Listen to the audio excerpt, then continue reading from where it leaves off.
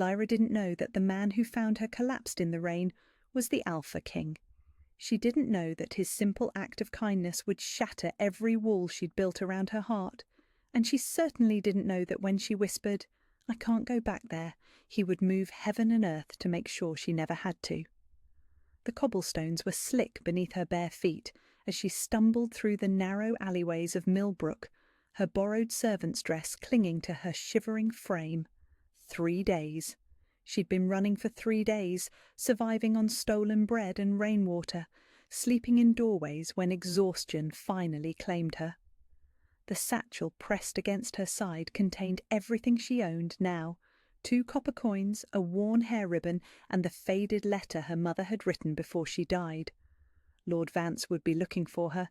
He always found the ones who tried to leave.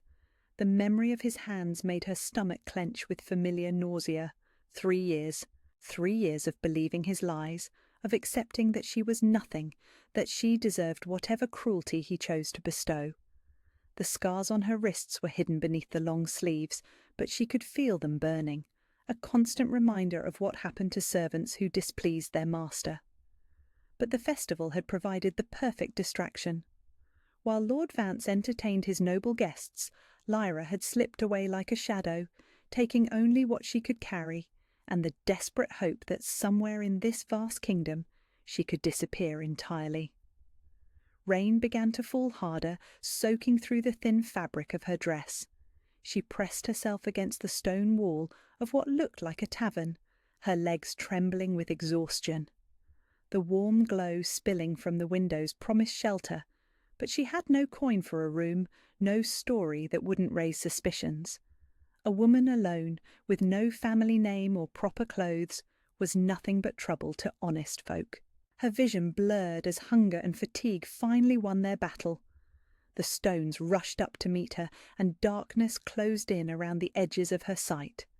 This was how it would end then, not in Lord Vance's bed or at the end of his belt, but here in the rain, alone and forgotten. "Easy now." The voice was deep, warm like honeymead, and impossibly gentle. Strong hands lifted her as if she weighed nothing at all. "I've got you." Lyra's eyes fluttered open to find herself cradled against a broad chest. The man holding her had pushed back his hood, revealing dark hair and eyes the colour of storm clouds.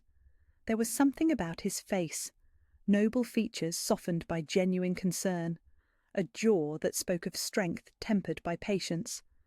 "Please," she whispered, instinctively trying to pull away. "I don't have any coin. I can't pay for—" "Did I ask for payment?" His voice held a hint of amusement that somehow didn't feel mocking. "What I asked was your name." She hesitated. Lord Vance's servants would be searching, and her name on the wrong lips could mean death. But this stranger's eyes held no cruelty, no calculation, only a quiet intensity that made something in her chest flutter like a caged bird. "Lyra," she said finally.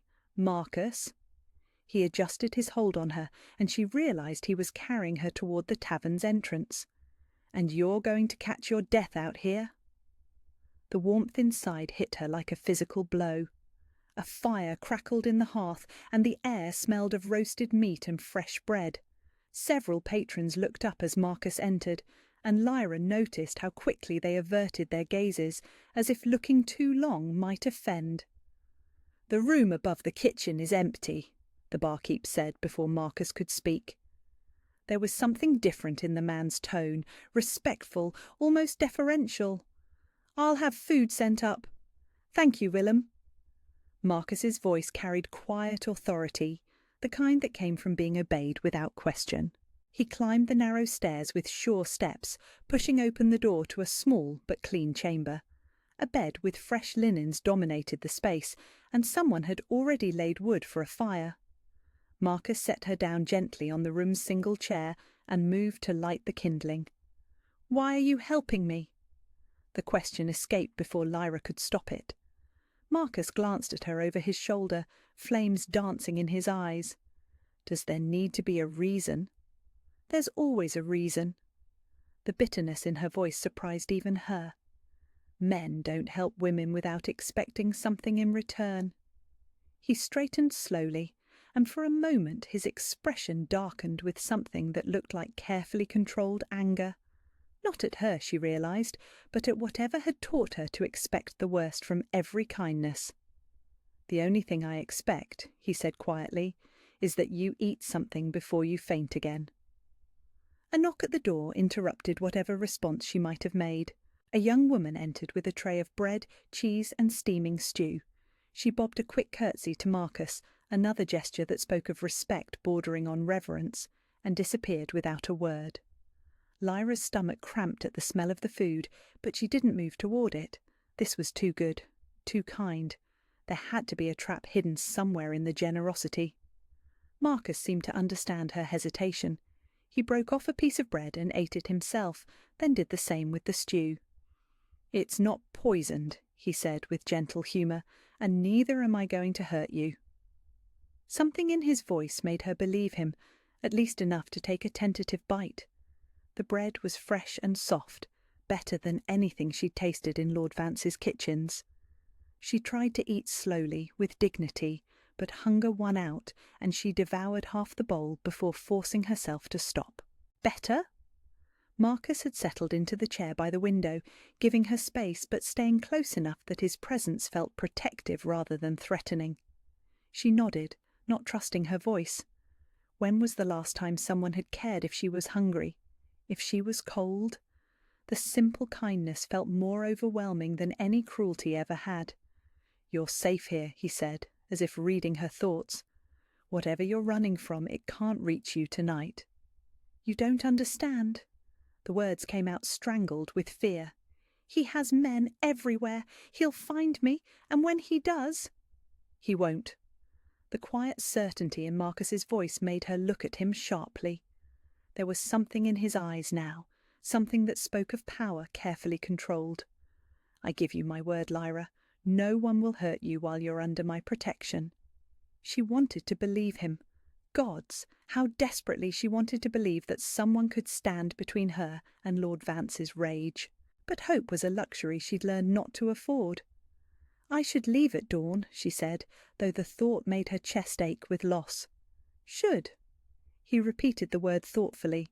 "But you won't have to? Not unless you choose to." When he reached out to check if she had a fever, his fingers brushed against her hand.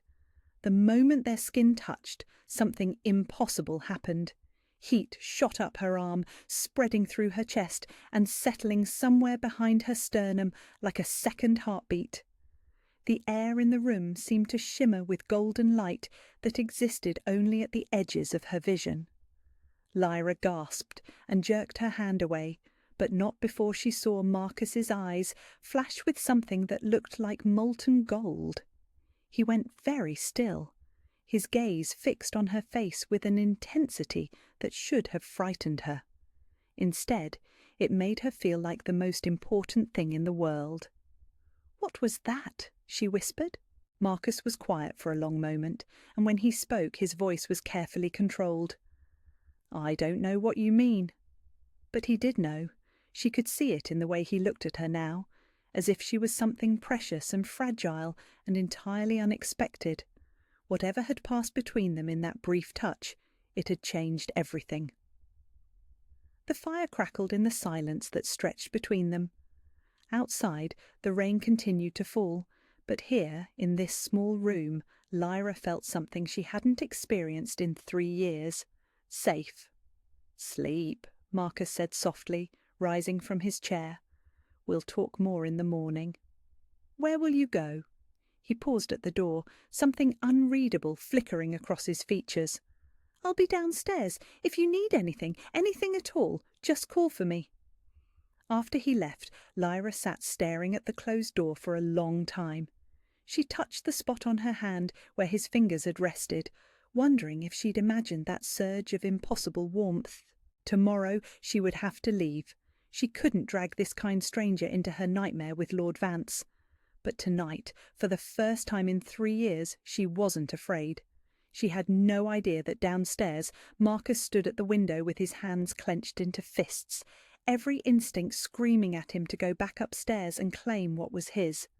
She had no idea that the simple tavern keeper she'd met was the most powerful supernatural being in the kingdom, and she had no idea that when she'd whispered his name, Marcus, it had sounded like a prayer he'd been waiting his entire life to hear answered. Lyra woke expecting the worst, as she always did.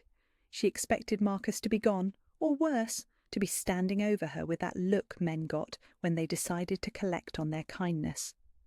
Instead, she found sunlight streaming through the window and the smell of fresh bread drifting up from the kitchen below. Her borrowed dress had been replaced with clean clothes while she slept, simple but well made, in fabrics far finer than anything she'd ever owned. A wash basin sat on the table beside the bed, steam rising from water that was still warm. Someone had cared for her comfort while she was vulnerable, and nothing had been taken in return. It was impossible. When she made her way downstairs, Marcus was behind the bar, speaking in low tones with an older man who nodded respectfully at whatever instructions he was receiving. The moment Marcus saw her, his attention shifted completely, as if nothing else in the world mattered. "How did you sleep?" He gestured to a table where breakfast waited. Eggs, fresh bread, honey, and fruit that must have cost more than most people earned in a week. "You didn't have to," she began, but he cut her off with a gentle shake of his head. "I wanted to." The simple honesty in his voice made her chest tighten with unfamiliar emotion. "Sit, eat. The world is always less overwhelming on a full stomach." She wanted to argue, to insist she couldn't accept such generosity, but the kindness in his storm-grey eyes stopped her protests. When was the last time someone had wanted to feed her, to care for her comfort without expecting payment in return? The days that followed settled into a rhythm that felt like stepping into a dream. Marcus asked no questions about her past, made no demands on her time or attention. Instead, he simply existed in her space with a patience that was utterly foreign to her experience. He worked in the tavern during the day, though she noticed that others seemed to defer to him in ways that suggested he was far more than a simple keeper. Lyra began helping with small tasks, folding linens, organising supplies, serving food to the handful of travellers who stopped for meals. The work felt different here, purposeful rather than punishing, appreciated rather than demanded. When she accidentally dropped a tray of dishes on her second day, she flinched instinctively, waiting for the blow that always followed mistakes. Instead, Marcus simply knelt to help her collect the scattered pottery, his voice gentle as he said, "These things happen. No harm done." She stared at him in wonder. No anger, no punishment, no lecture about clumsiness or worthlessness, just quiet acceptance of her humanity. On the third night, the nightmares came. Lyra jerked awake with Lord Vance's name on her lips and his hands phantom burning against her skin. She was back in his chamber, powerless and small, listening to him explain why she deserved whatever he chose to give her. The taste of her own blood filled her mouth. The sound of his laughter echoed in her ears. "You're safe." Marcus's voice cut through the terror like warm light through darkness. She looked up to find him standing in the doorway, fully dressed despite the late hour. "You're safe, Lyra. You're here with me." Her breath came in ragged gasps as reality slowly reasserted itself. The small room above the kitchen, clean sheets that smelled of lavender. No Lord Vance, no hands that took without asking. "I'm sorry," she whispered, mortified that her weakness had disturbed his sleep. "I didn't mean to wake you." Marcus stepped into the room but came no closer, respecting her space even in her distress. "Don't apologise. We all have nightmares." Something in his voice made her look at him more carefully. There were shadows in his eyes that spoke of his own dark places, his own battles fought in the depths of sleep. "You lost someone," she said, the words surprising her as they fell from her lips.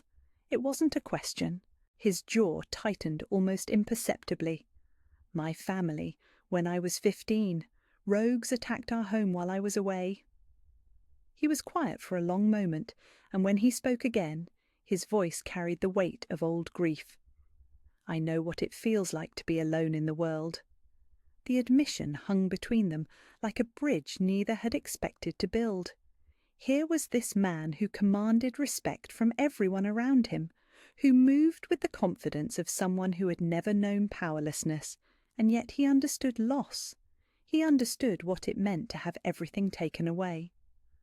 "How do you bear it?" she asked. "The loneliness." "You learn to carry it differently," he said softly. "And sometimes, if you're very fortunate, you find someone who helps you remember what it feels like not to be alone." The way he looked at her when he said it made her heart skip in her chest, not with fear for once, but with something far more dangerous, hope. "Marcus," she began, then stopped, uncertain what she wanted to say. His name felt different on her tongue now, not just a word, but something precious. "Sleep," he said gently. "I'll stay until the dreams pass." He settled into the chair by the window, close enough that his presence banished the shadows, but far enough that she didn't feel trapped. For the first time since childhood, Lyra fell asleep feeling protected rather than prey. The next morning brought changes she hadn't expected. She caught herself watching Marcus as he moved through the tavern, noticing things she'd been too frightened to see before. The way his shoulders filled out his shirt, the careful gentleness of his hands as he worked, the intelligence in his eyes when he thought no one was looking. When he smiled at something, she said, really smiled, with warmth that reached all the way to his eyes, she felt that same golden heat spread through her chest. It terrified her. Lord Vance had taught her that attraction was dangerous, that wanting anything good only gave others power to destroy her. But Marcus made her feel safe, even in her wanting. "You're staring," he observed with gentle amusement, as she stood frozen with a stack of plates in her hands. Heat flooded her cheeks. "I'm sorry, I was just... Don't apologize." His voice dropped to something quieter, more intimate. "I like it when you look at me. It means you're not afraid." The honesty of it stole her breath. She set down the plates with hands that trembled slightly, hyper-aware of his presence just a few feet away. "I should be afraid," she whispered. "I don't know anything about you." Something flickered in his expression. Guilt, perhaps, or regret. "You know what matters. You know I would never hurt you." She did know that, with a certainty that defied logic. Whatever else Marcus might be hiding, his intention to protect her was absolute. The revelation came with the afternoon messenger. Lyra was arranging flowers in a vase when the man burst through the tavern door, mud-splattered and breathing hard. The parchment he carried bore an official seal that made her blood turn to ice. "Reward posted, sir," the messenger said to Marcus, his voice carefully neutral. "Lord Vance is offering 50 gold pieces for the return of stolen property, a servant girl named Lyra." The temperature in the room seemed to drop 10 degrees. Marcus's entire demeanour shifted in an instant, from gentle protector to something cold and deadly. The messenger took an involuntary step backward. "Stolen property?"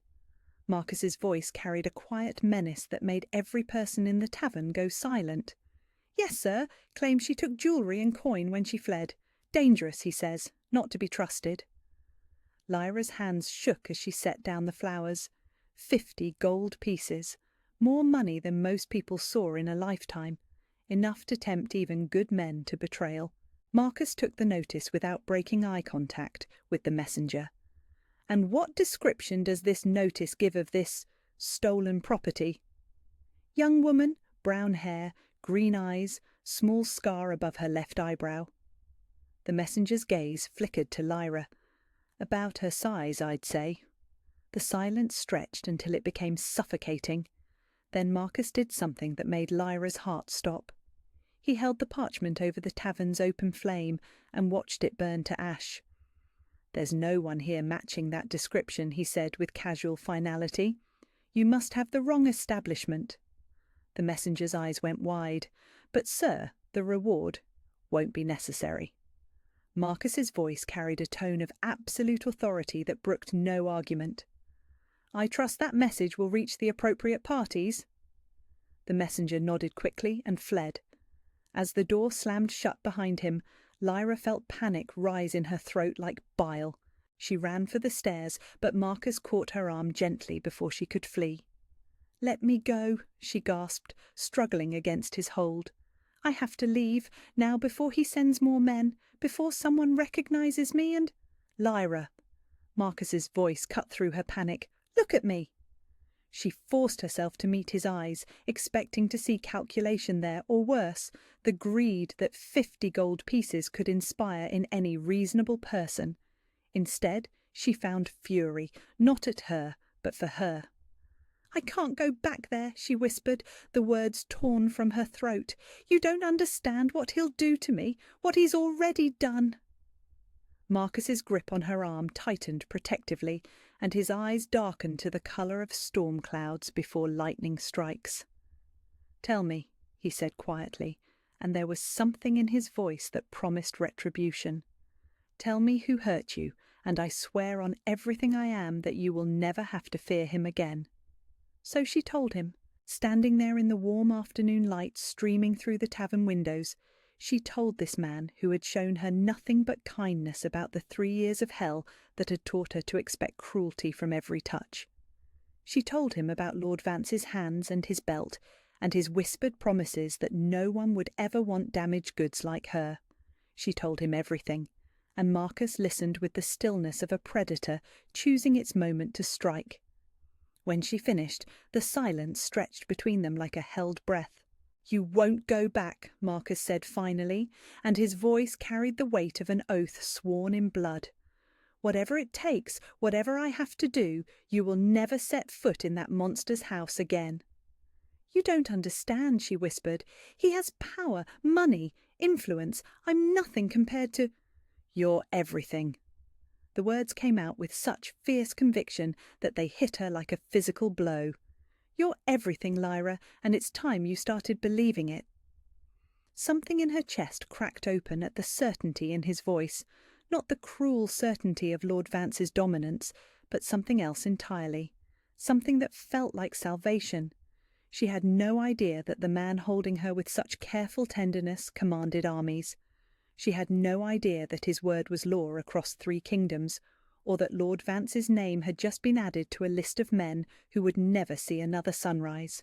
All she knew was that for the first time in 3 years, someone believed she was worth protecting, and that made all the difference in the world. The days that followed were strange. Lyra found herself watching Marcus with new eyes, noticing things that should have been obvious from the beginning.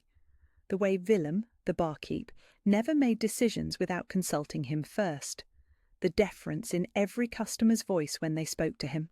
The quality of his clothes, subtle but unmistakably expensive.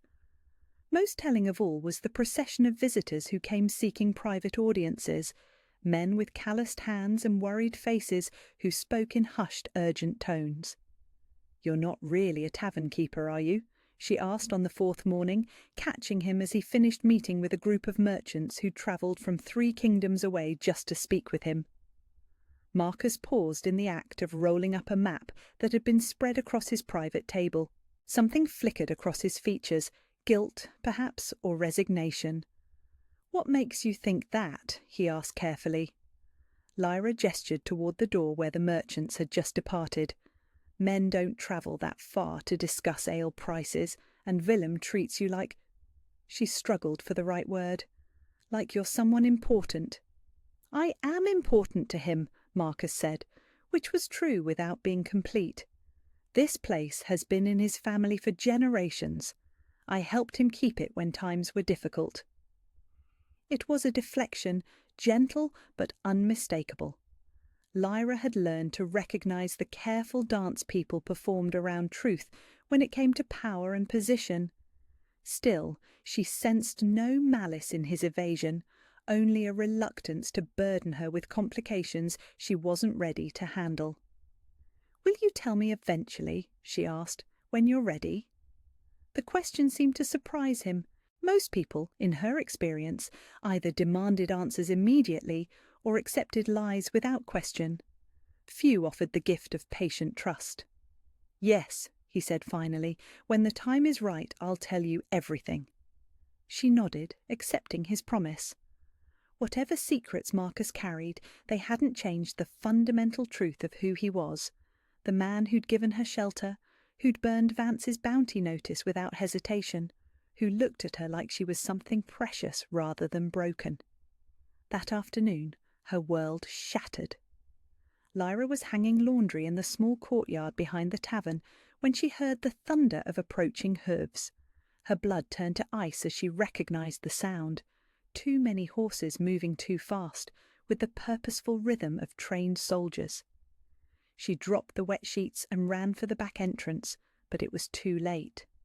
The riders were already dismounting in the main square, their voices carrying through the afternoon air with casual authority. "Search every building!" a voice commanded, and Lyra's heart stopped beating entirely.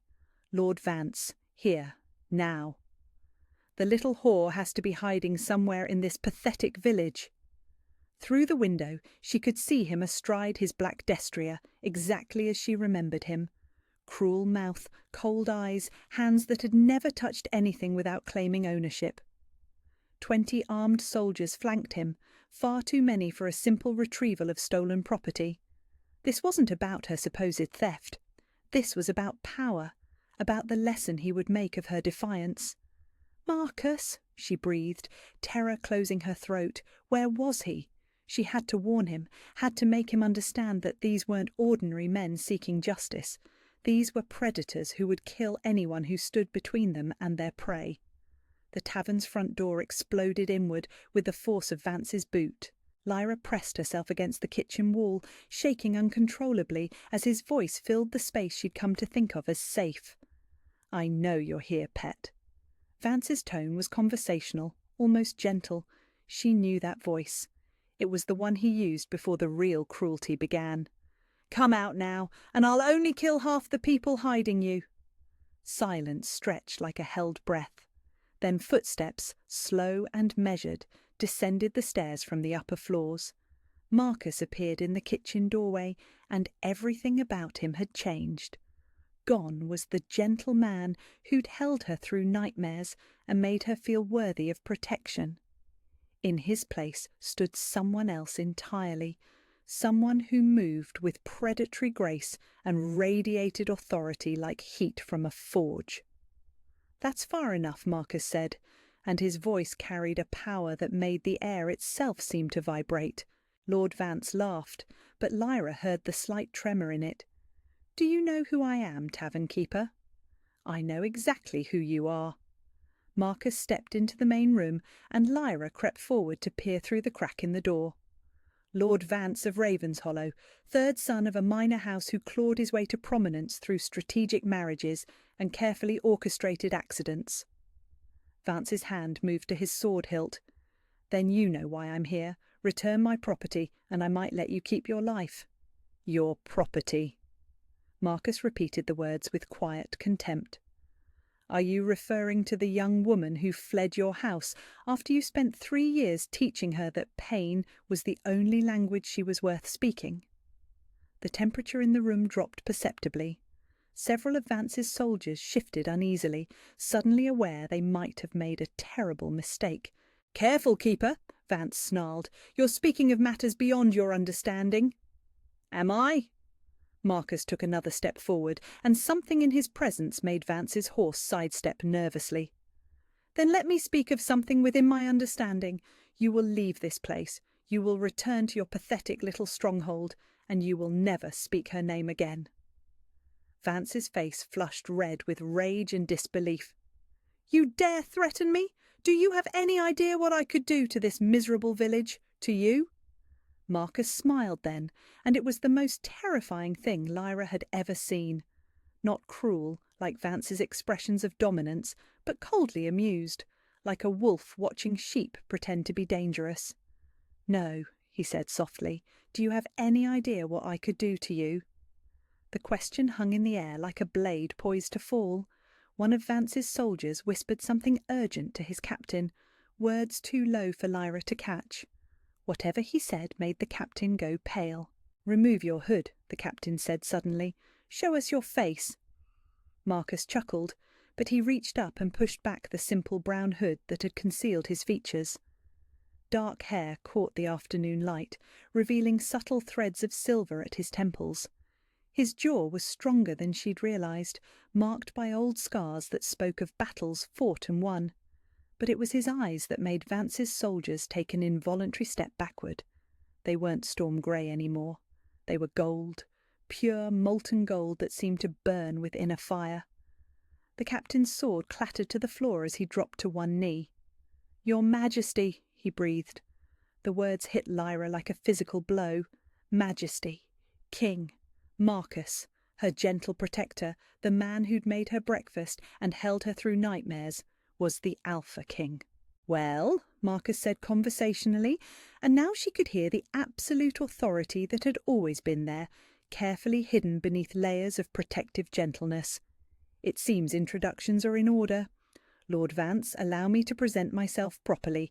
I am Marcus Thorne, Alpha King of the Three Realms, protector of the Northern Territories, and—" His voice dropped to something deadly quiet. "The man whose mate you have spent 3 years torturing." The world tilted sideways. Mate. The word echoed in Lyra's mind like thunder, explaining everything and nothing all at once. The golden warmth when he touched her. The way he looked at her like she was the most important thing in existence. The certainty in his voice when he promised her protection. Lord Vance's face had gone white as bleached bone. "Your Majesty, there's been a misunderstanding. The girl is mine." The word carried the weight of supernatural law, echoing with power that made every piece of glass in the tavern sing in harmony. "She has always been mine. You simply didn't know it yet." Vance scrambled backward, his previous arrogance crumbling like ash. "I never would have, if I had known—" "Known what?" Marcus's voice was silk over steel. "That she belonged to someone more powerful than you? That's what you cared about? Not that she was a person deserving of basic human decency, but whose protection she might claim?" "Please," Vance stammered. "I can make reparations. Gold, lands, whatever you—" "The only reparation I'm interested in," Marcus interrupted, "is your absence from my territory. You have 10 minutes to collect your men and leave. If I see you again, if I hear your name whispered in the same breath as hers, I will consider it an act of war against my crown." The threat hung in the air like the scent of ozone before lightning strikes. Vance looked around desperately for support and found none. Even his own soldiers were edging toward the door. 10 minutes, Marcus repeated. "I suggest you don't waste them." Lord Vance fled. The man who had haunted Lyra's nightmares for 3 years gathered his soldiers and disappeared like smoke, leaving behind only the thunder of retreating hoofs. Lyra slumped against the kitchen wall, her legs no longer able to support her weight. The Alpha King, the most powerful supernatural being in the known world, the man whose word was law across 3 kingdoms, the man who'd made her breakfast every morning for 4 days. She heard his footsteps approaching and wanted to run, to hide, to pretend this moment could be avoided indefinitely. How could she face him now? How could she look into those golden eyes and not feel impossibly small? "Lyra." His voice was gentle again, carefully stripped of the terrible authority she'd just witnessed. "I know you're frightened. I know this changes everything between us." She forced herself to stand, to meet his gaze with what little dignity she could muster. He looked like Marcus still, the same face, the same careful way of holding himself. But now she could see the crown that had always been there, invisible but unmistakable. "You're the Alpha King," she said, and her voice only shook a little. "Yes. And I'm—" She struggled with the word. "Your mate." Something vulnerable flickered across his features. "If you'll have me, the bond exists, Lyra, has existed since the moment we touched, but the choice is yours." The choice.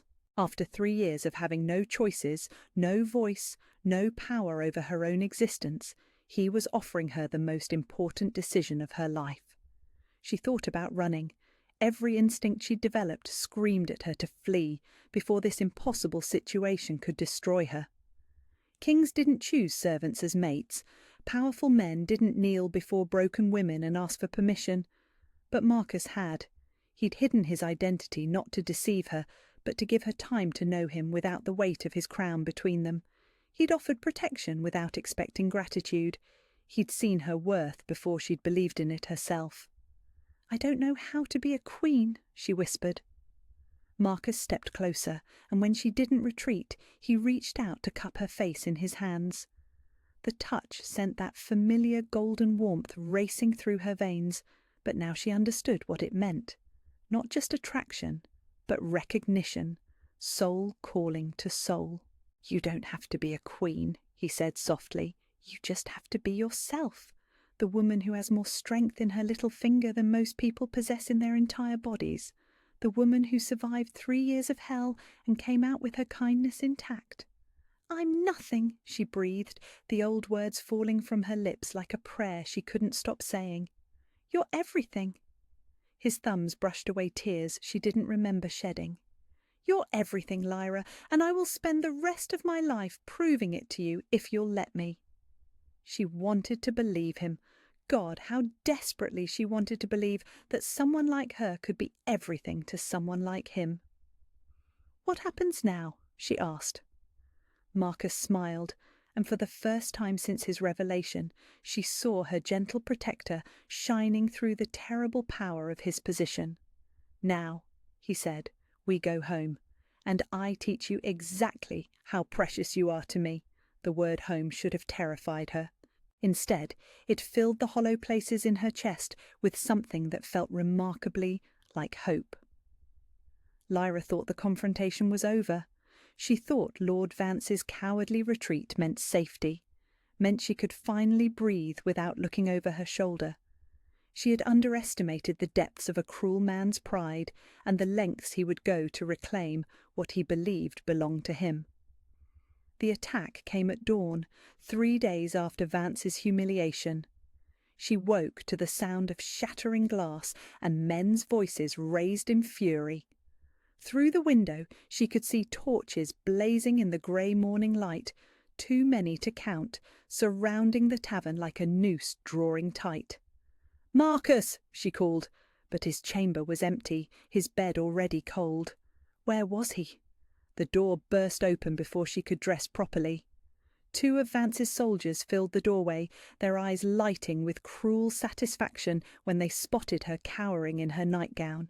"Found her!" one called over his shoulder. "Just where his lordship said she'd be." Lyra pressed herself against the far wall, her heart hammering against her ribs. This couldn't be happening. Marcus had promised she was safe. The Alpha King's word was supposed to be law. "Bring her down," Vance's voice drifted up from the main room. "Carefully, mind you. I want her undamaged for the journey home." The soldiers advanced, and Lyra realised with sick certainty that Marcus wasn't here. He'd left on some urgent business before dawn. Willem had mentioned something about troubles on the northern border. He wasn't here to protect her. She was alone. "Don't make this difficult, girl," the larger soldier said almost gently. "His lordship's in a mood as it is." They dragged her downstairs despite her struggles, her bare feet scraping against the rough wooden steps. The main room of the tavern was filled with armed men, far more than Vance had brought before. He'd returned with an army, determined not to be humiliated again.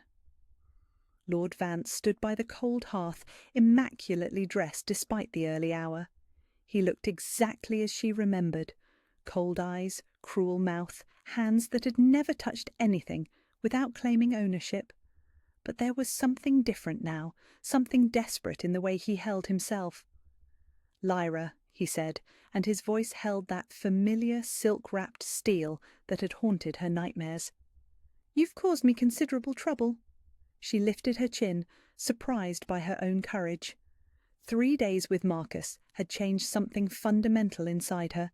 She was still terrified, but beneath the fear lay something new, a spark of defiance that refused to be extinguished. "Good," she said. Vance backhanded her across the face with casual brutality. The blow sent her to her knees, but she didn't cry out. She wouldn't give him the satisfaction. "Where is your protector now?" Vance asked, circling her like a predator toying with wounded prey. "The great Alpha King who was going to keep you safe? It seems even royal promises are worth less than the breath used to speak them." "He'll come," Lyra said through gritted teeth, blood trickling from her split lip. "Will he?" Vance produced a rolled parchment from his coat and shook it open with theatrical flourish. "This is a legal contract of indentured servitude, signed and sealed 3 years ago. According to kingdom law, you belong to me until your debt is paid. Not even kings can break lawfully binding contracts." Lyra stared at the document in horror. She remembered signing something when she'd first arrived at Vance's estate, desperate and grateful for food and shelter after her mother's death. She'd been too young and too frightened to read the terms carefully. 20 years of service, Vance continued conversationally. "To pay for room, board, clothing and education. You've served 3. That leaves 17 years remaining on your contract." "That's not possible." But even as she said it, Lyra felt hope crumbling in her chest. Marcus had power, but if the law was on Vance's side... "Oh, but it is." Vance knelt beside her, close enough that she could smell the wine on his breath and the corruption in his soul. "Your precious king can challenge me to combat, of course, but royal protocol demands he accept my choice of champions, and I've brought some very talented men with me." He gestured toward a group of fighters who stood apart from the regular soldiers. They were massive, scarred, and moved with the easy confidence of men who killed for sport. Mercenaries, Lyra realized with growing dread. Professional killers who would tear Marcus apart while Vance watched and laughed. "You're a coward," she whispered. Vance's smile turned predatory. "I'm a survivor, and you, my dear, are coming home with me. We have 17 years to make up for, and I intend to collect every moment with interest." The threat in his voice made her stomach turn. She knew what he meant, knew exactly what those 17 years would contain. But she also knew something else now. She would rather die than submit to him again. "No," she said clearly. Vance's eyebrows rose in mock surprise. "No?" "I said no." Lyra pushed herself to her feet, swaying slightly but standing firm. "I won't go with you. I won't let you touch me. I won't—" The words died in her throat as the tavern door exploded inward for the second time in 3 days. But this time it wasn't Vance making a dramatic entrance. Marcus filled the doorway like an avenging angel, and the power radiating from him made the air itself seem to burn. His eyes blazed gold in the dim morning light, and when he spoke, his voice carried the authority of thunder. "Step away from her!" Every head in the room turned toward him. Vance's soldiers shifted nervously, suddenly remembering who they were facing, but Vance himself seemed to gather confidence from the document in his hands. "Your Majesty," he said with mocking courtesy, "how good of you to join us. I was just explaining to your friend that certain legal obligations must be honoured even by kings." Marcus's gaze flicked to the contract, then to Lyra's bruised face. Something lethal flickered in his expression. "Legal obligations," he repeated softly. "Are you referring to that falsified document you're waving around?" Vance's smile faltered slightly. "Falsified? I assure you, Your Majesty, this contract is entirely legitimate, signed, witnessed and sealed according to kingdom law." Marcus laughed, but there was no humour in the sound. "Witnessed by whom? Your steward, your captain of guards, men whose testimony is worth exactly as much as your word." He took a step forward, and several soldiers instinctively backed away. "But let's pretend, for argument's sake, that your document is genuine. Let's pretend you have a legal claim to a woman who was barely 18 when she signed it, desperate and grieving her mother's death." Another step. The temperature in the room seemed to drop with each word. "Even if that were true, Lord Vance, you seem to have forgotten something crucial." Marcus's voice dropped to a whisper that somehow carried more menace than shouting ever could. "She is my mate, my queen, and I don't negotiate with men who dare to lay hands on what belongs to me." "The law," Vance began desperately. "I am the law." The words hit like a physical blow, backed by supernatural power that made every piece of metal in the room ring like struck bells. "And the law says that any man who harms my mate has committed an act of war against my crown." Vance pulled a knife from his belt and pressed it to Lyra's throat before Marcus could stop him. The blade was cold against her skin, but she found herself strangely calm. Marcus was here. Whatever happened now, she wasn't facing it alone. "One more step and she dies," Vance snarled. "Contract or no contract, I'll not be humiliated by some jumped-up tavern wench." Marcus went perfectly still. When he spoke again, his voice was conversational, almost pleasant. "Do you know what happens to men who threaten my mate, Vance? You can't touch me while I have her." "Can't I?" Marcus tilted his head slightly, studying Vance with the detached interest of a scientist examining an insect. "You assume I need to touch you personally." He raised one hand, and power rolled off him in waves that made Lyra's skin tingle. Around the room, Vance's soldiers began to shift uncomfortably as their weapons grew hot in their hands. "You assume," Marcus continued, still in that terrifyingly pleasant tone, "that a knife pressed to her throat means you have power here, but you've made a critical error in judgment." "What error?" Vance's voice cracked slightly. Marcus smiled, and it was the most beautiful and terrible thing Lyra had ever seen. "You assumed she needed me to save her." The words confused Lyra until she felt it, warmth spreading through her veins, strength flowing into her limbs. The golden thread that connected her to Marcus pulsed with power, sharing his supernatural abilities through their mate bond. She moved faster than humanly possible, faster than Vance could react. Her hand closed around his wrist, and she felt his bones creak under supernatural strength as she forced the knife away from her throat. "She doesn't need saving," Marcus said, as Vance screamed and dropped his weapon. "She's the queen of the three realms. What she needs is justice." Lyra looked into Vance's terrified face and felt something she'd never experienced before. Not fear, not submission, but righteous fury. This man had stolen 3 years of her life, had tried to steal 17 more, had made her believe she was nothing, was worthless, deserved whatever cruelty the world chose to give her. "You're right about one thing," she said, her voice steady despite the power coursing through her. "We do have 17 years to make up for, but not the way you think." She released his wrist and stepped back, letting Marcus's presence fill the space between them like an impenetrable wall. "You will never touch me again," she continued, each word ringing with new-found authority. "You will never speak my name. You will never darken another woman's life with your cruelty. Because if you do, you won't answer to the law, you'll answer to me." The threat should have been laughable, a former servant girl facing down a lord and his army. But power blazed around her like a visible aura, and every person in that room understood they were looking at someone who could back up her words with supernatural force. Vance scrambled backward, cradling his crushed wrist against his chest. "This isn't over," he gasped. "I'll appeal to the council. "You'll run," Marcus interrupted quietly. "You'll take your hired killers and your falsified contracts, and you'll disappear from my territory before I decide that exile isn't a strong enough punishment for what you've done."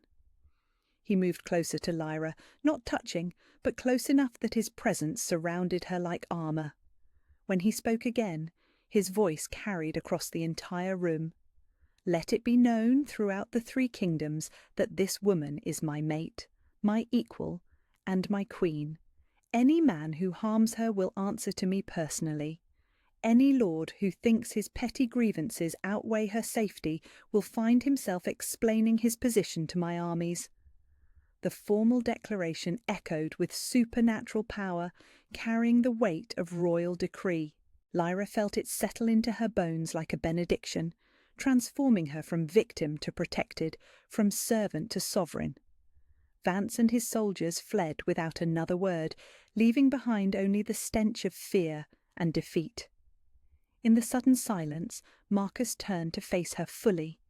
The terrible power was still there, blazing in his golden eyes, but when he looked at her it gentled into something warmer. "Are you hurt?" he asked, reaching toward her bruised cheek with infinite care. "No," she said, and realized it was true in more ways than one. She wasn't hurt. For the first time in her life she felt whole. "I'm sorry I wasn't here sooner," Marcus continued, his thumb brushing over her split lip with butterfly softness. "I should have anticipated—" "You came," she interrupted. "That's what matters.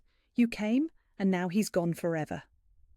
Marcus cupped her face in his hands, and when he leaned down to kiss her, it contained all the tenderness that had been missing from her life and all the promise of what was to come.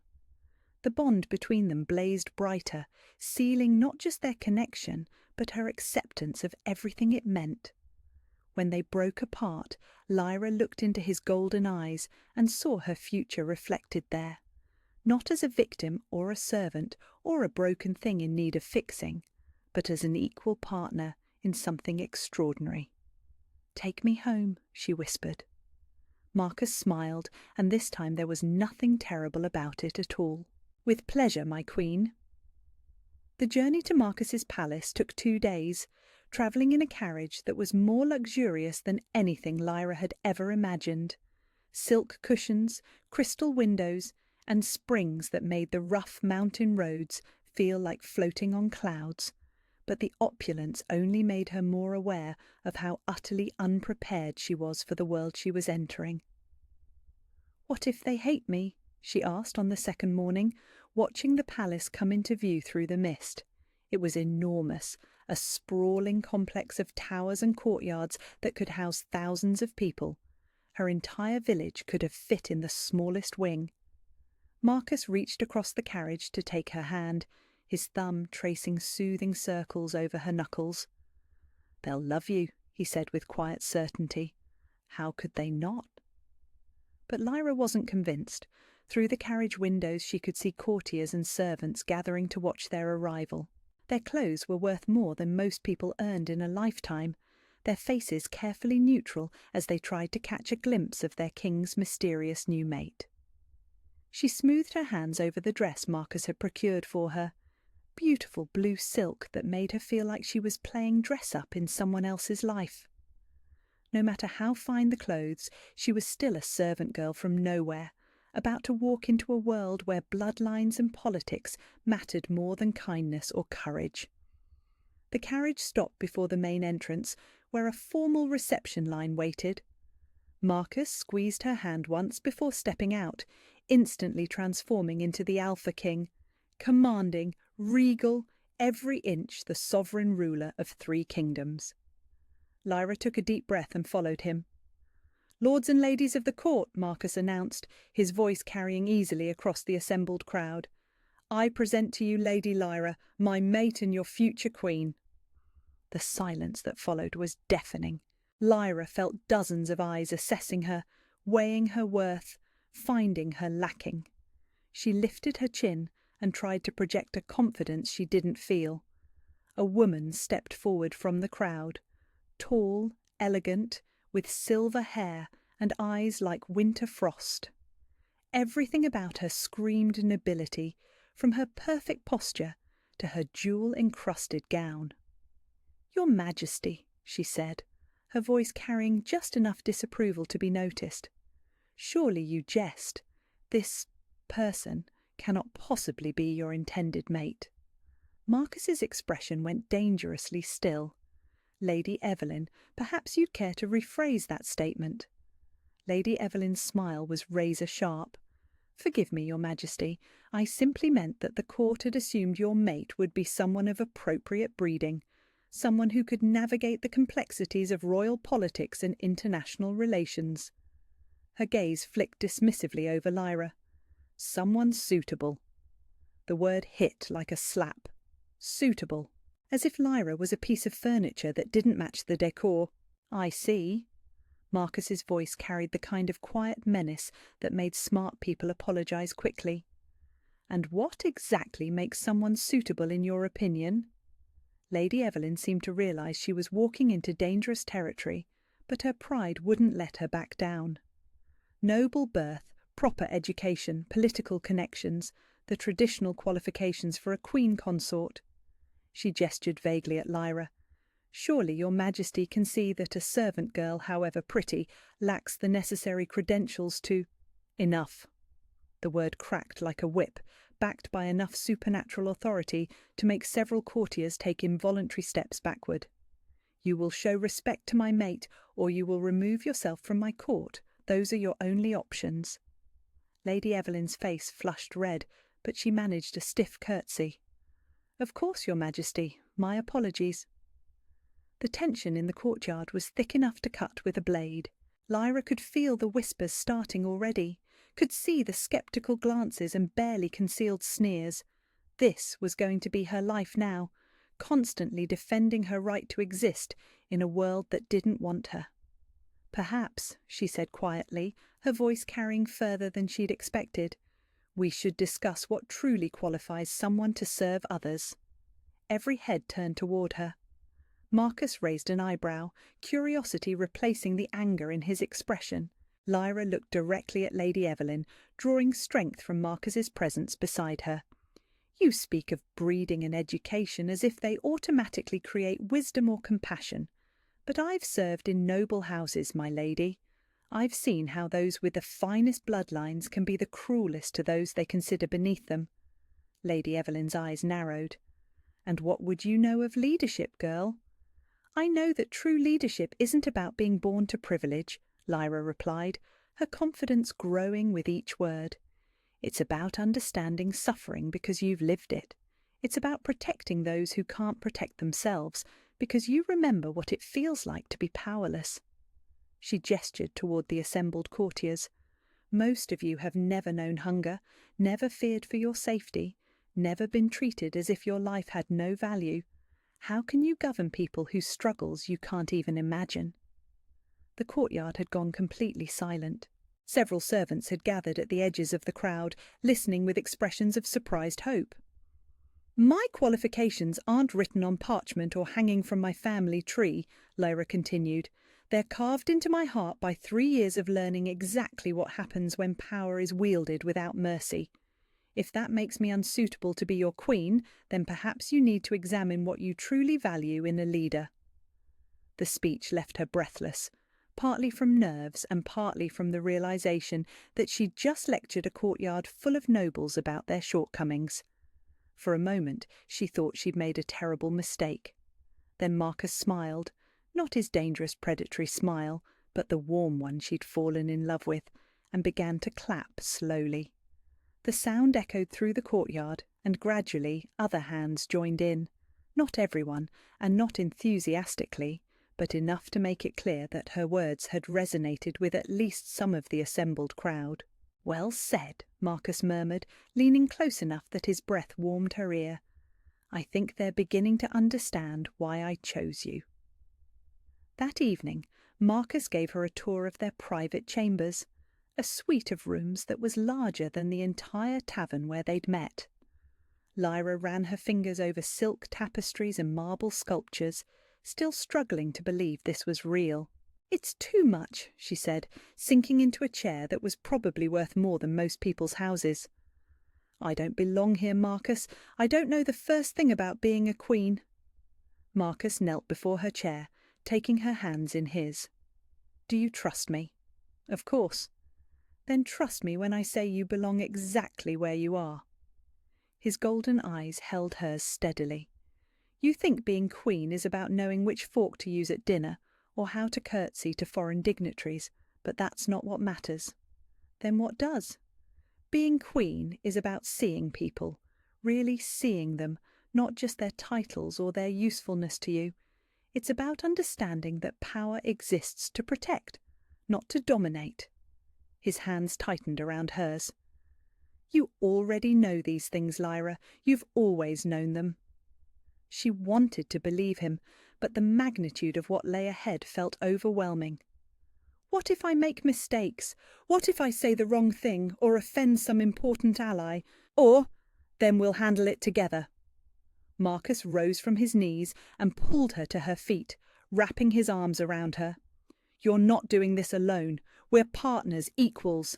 My power is your power. My knowledge is your knowledge. My mistakes are ours to fix together." The promise settled something restless in her chest. She'd been alone for so long that she'd forgotten what it felt like to have someone truly on her side. "I love you," she said, the words slipping out before she could second-guess them. Marcus went very still. "Say that again. I love you."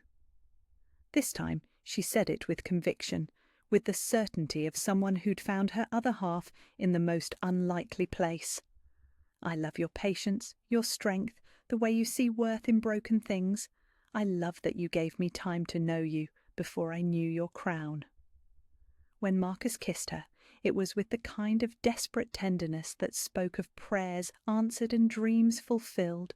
The mate bond blazed between them, stronger than ever, sealing not just their physical connection, but their emotional truth. "I have loved you since the moment you collapsed in my arms," he whispered against her lips.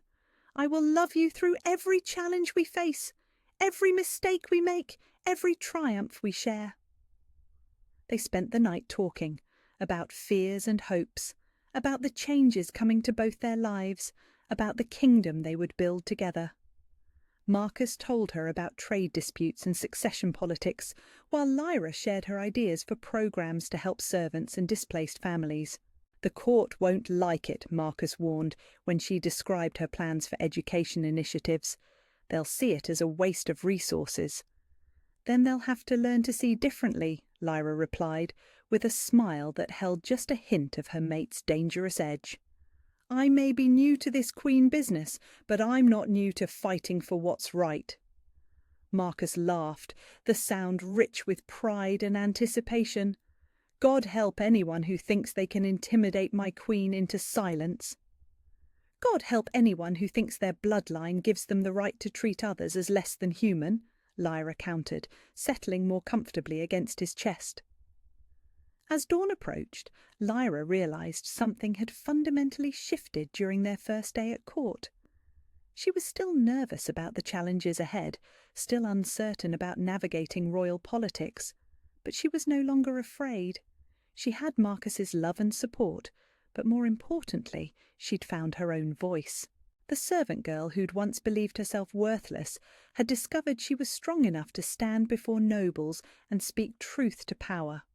Tomorrow would bring new tests, new attempts to diminish her worth or question her suitability. But tonight, wrapped in her mate's arms and surrounded by the promise of their shared future, Lyra felt something she'd never experienced before. She felt ready. 6 months later, Queen Lyra stood at the window of what had once been Marcus's private study and was now their shared workspace, watching children play in the palace gardens below.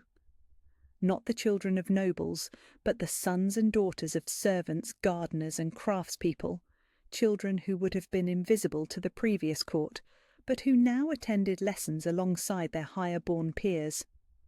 The education initiative had been Lyra's first major policy victory, though victory was perhaps too strong a word. It had taken months of patient negotiation, careful alliance building, and more than a few heated arguments with traditionalist lords who believed learning should be reserved for those born to it. "The literacy rates have improved by 30% in the palace districts alone," Marcus said, coming up behind her to wrap his arms around her waist. "The ministers are calling it unprecedented." Lyra leaned back against his chest, smiling as she watched a girl who couldn't have been more than 8, teaching a younger boy his letters. "Knowledge isn't meant to be hoarded like gold in a vault. It grows when it's shared." Spoken like a true queen. The title still caught her off guard sometimes, though she'd grown into it more naturally than anyone had expected. The court that had once whispered about her unsuitable origins now sought her counsel on matters ranging from trade disputes to family conflicts. Not all of them. Lady Evelyn and her faction still treated Lyra with barely concealed disdain, but enough to make real change possible. "Are you nervous about tomorrow?" Marcus asked, pressing a gentle kiss to the top of her head. Tomorrow, their mating ceremony. the formal public declaration that would bind them not just as mates, but as joint rulers of the three kingdoms. Lyra had been dreading and anticipating it in equal measure for weeks. Terrified, she admitted. What if I forget my vows? What if I trip walking down the aisle? What if you're exactly as remarkable tomorrow as you are every other day? Marcus turned her in his arms, his golden eyes warm with affection. The woman who convinced the Council of Lords to fund schools for common children can certainly handle a wedding ceremony. Lyra smiled despite her nerves. The council meeting had been a battle, with Lord Hendrik actually banging his fist on the table while shouting that educating servants would make them uppity and discontent. Lyra had calmly pointed out that educated citizens made better decisions, contributed more to the kingdom's prosperity, and were less likely to fall prey to revolutionary rhetoric. She'd won that argument, and many others like it. The frightened girl who'd once believed herself worthless had discovered she had a gift for politics, not the scheming, manipulative kind, but the patient work of finding common ground and building consensus. "I keep thinking about that first day," she said, tracing patterns on Marcus's chest through his shirt. "When Lady Evelyn said I wasn't suitable, sometimes I wonder if she was right." "She was wrong about everything that matters," Marcus replied firmly. "You weren't born to nobility, but you understand what nobility should mean. You weren't educated in royal protocols, but you learned them and improved them. You weren't raised for politics, but you've proven more effective than courtiers who've been playing these games their entire lives." "Because I don't think of them as games," Lyra said, the realization surprising her even as she spoke it. "I think of them as opportunities to help people." "Exactly." Marcus cupped her face in his hands, thumbs brushing over her cheekbones. "That's why you're not just suitable, Lyra, you're perfect." The mating ceremony took place at sunset in the palace's great hall decorated with flowers from the gardens Lyra had helped design.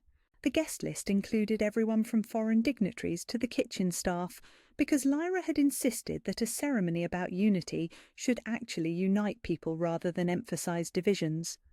She wore her mother's wedding dress, altered and enhanced with silver thread that caught the candlelight like captured stars.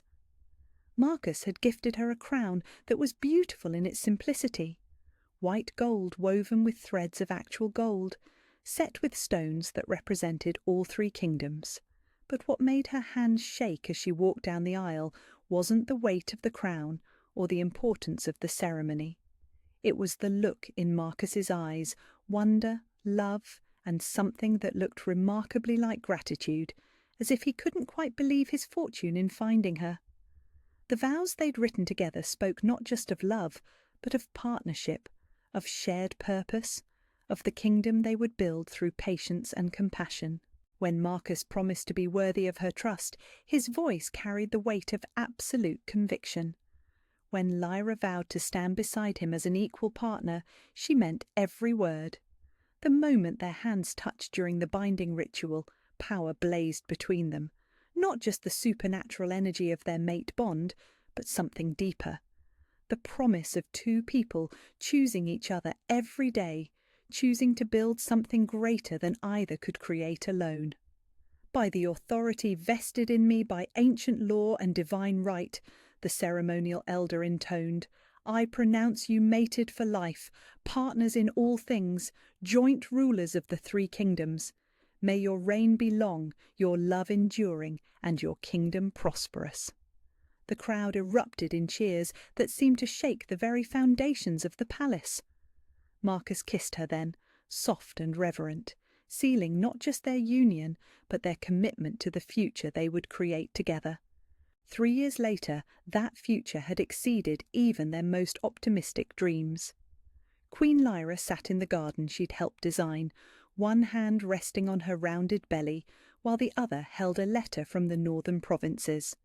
The baby kicked as if responding to her mother's contentment, and Lyra smiled, imagining the child who would grow up in a kingdom where worth was measured by character rather than birthright. The programs she'd championed had transformed the realm. Schools flourished in every major city, offering education to children regardless of their parents' status. Centres for displaced families provided shelter and training to those fleeing violence or poverty. Most importantly, the royal court itself had changed, welcoming advisers and officials chosen for their wisdom and compassion rather than their noble blood. "Good news?" Marcus asked, approaching with 2 cups of the herbal tea their healer had recommended for pregnancy. "The Northern Lords are requesting permission to establish 3 more schools," Lyra said, accepting the tea gratefully. "Lord Hendrik himself signed the petition." Marcus laughed, settling beside her on the garden bench.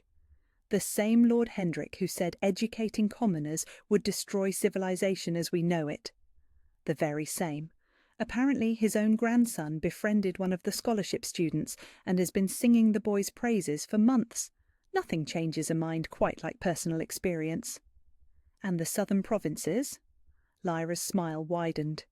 "The textile workers have agreed to the new labour protections.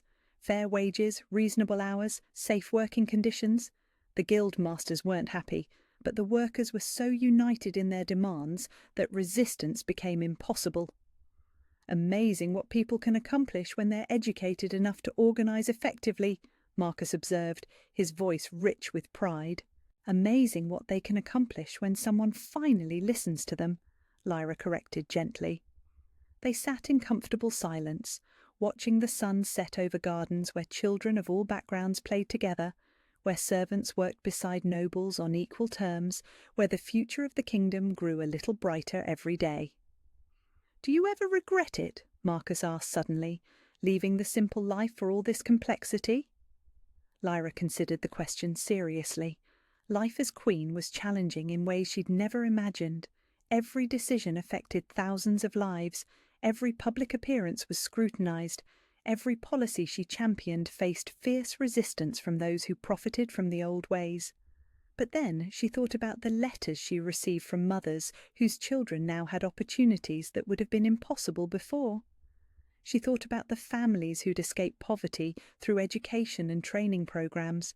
She thought about the young women who no longer had to accept abuse because they had nowhere else to go. "No," she said finally, "I don't regret it. This is exactly where I'm supposed to be."